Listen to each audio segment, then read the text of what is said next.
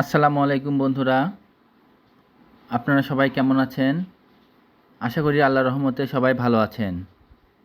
আজ এই বৃষ্টির মধ্যে আমার ছাদ বাগানের আনার গাছের আপডেট দেবার জন্য আপনাদের মাঝে হাজির হলাম। আল্লাহর রহমতে এই বছর আমার এই গাছটিতে বেশ ভালো পরিমাণে ফল সেট হয়েছে এবং ফলগুলি বড় হতে শুরু করেছে। কিছুদিনের মধ্যে এই ফলগুলি পরিপক্ক হয়ে যাবে। এই সময় গাছে পর্যাপ্ত পরিমাণে খাবার দিতে হচ্ছে। হাড়গুঁড়া, শিংকুচি, সাথে পটাশ, ক্যালসিয়াম, সরিষার খোল ভেজানো পানি, এগুলো নিয়মিতভাবে আমি গাছে দিয়ে যাচ্ছি যেন ফলগুলি সুন্দরভাবে বেড়ে ওঠে এবং ফলের গুণগত মান ঠিক থাকে। এই সময় আপনার গাছে কোনোভাবেই পানির ঘাটতি পড়তে দেওয়া যাবে না এবং বেশি পরিমাণে পানিও দেওয়া যাবে না। অতিরিক্ত পানি হলে ফল ফেটে যাবে এবং পানির ঘাটতি হলেও ফল ফেটে যাবে।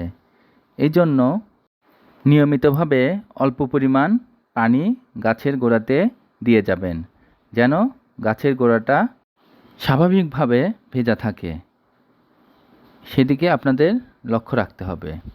এছাড়া গাছের খাবারের পরিমাণ তো বাড়িয়ে দিতেই হবে।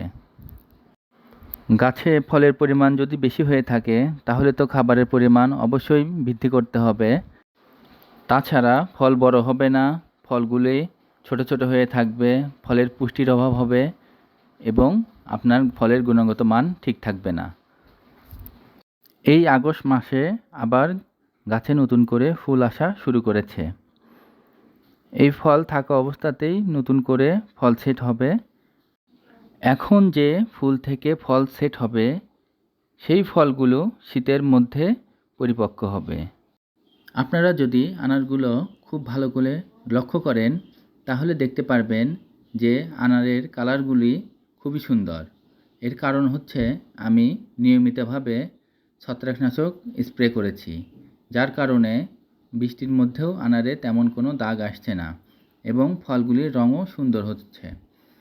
সেই সঙ্গে আমি ব্রোন স্প্রে করেছি, যার কারণে ফলগুলি বড় হয়েছে এবং ফলের কালারও সুন্দর হয়েছে। সঠিকভাবে পরিচর্যা না করতে পারলে কখনোই আপনার একটি গাছ থেকে ভালো ফল আশা করতে পারেন না। একমাত্র পরিচর্যার উপরেই নির্ভর করবে আপনার গাছ থেকে আপনি কেমন পরিমাণে ফল পাবেন এবং ফলের কোয়ালিটিটা কেমন হবে। সেজন্য আপনাকে অবশ্যই গাছ পরিচর্যা করা শিখতে হবে এবং সেই অনুযায়ী আপনার গাছের পরিচর্যা করতে হবে। তারপরেই আপনি একটি গাছ থেকে যথেষ্ট পরিমাণে ফল পাবেন।